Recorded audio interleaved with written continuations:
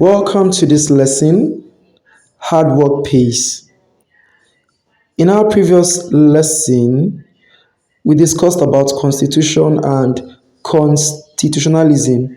Today's lesson is on structure and organization of government, known as arms of government. You need to know the meaning of arms of government, the meaning and functions of the executive, meaning and functions of the legislature, and meaning and functions of the judiciary. What is arms of government? Arms of government is the structural division of the powers of government into three branches or structures. May also be defined as the separation and division of powers of the three organs of government in modern political system. The three of them are the executive, legislature, and the judiciary. The executive arm of government is the organ responsible for policy making and implementation of policies and laws made in the country. So let's see the functions of the executive. Here we have policy formulation. Policy formulation is one of the major functions of the executive. Another function of the executive is supervision. The executive supervises the administrative functions and directs the execution of laws made in the state. Another function of the executive here is appointment of top officials.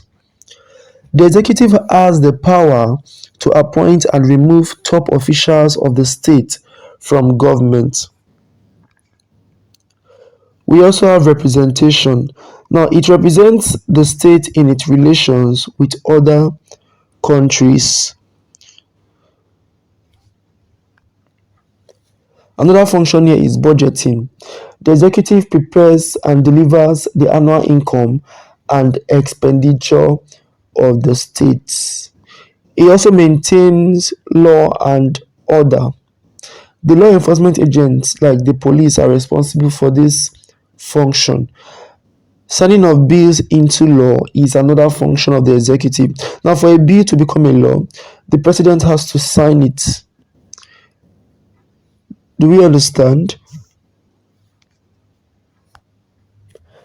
The next thing we're going to look at here is the legislature. The major function of the legislature as one of the organs of government is lawmaking.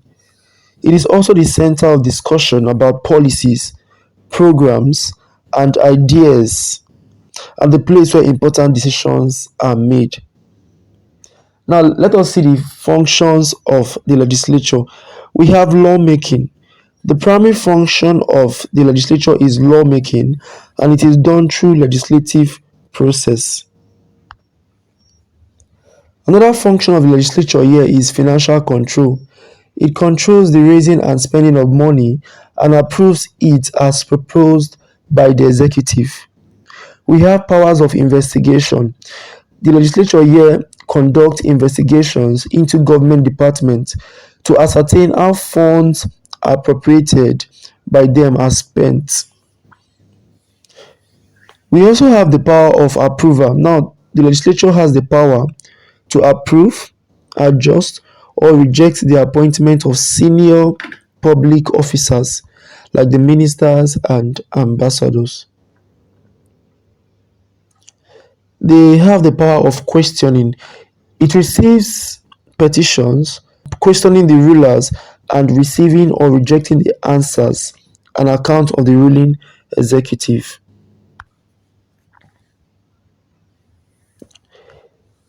It serves as a link. It serves as a link between the people and the government, and it also performs judicial functions.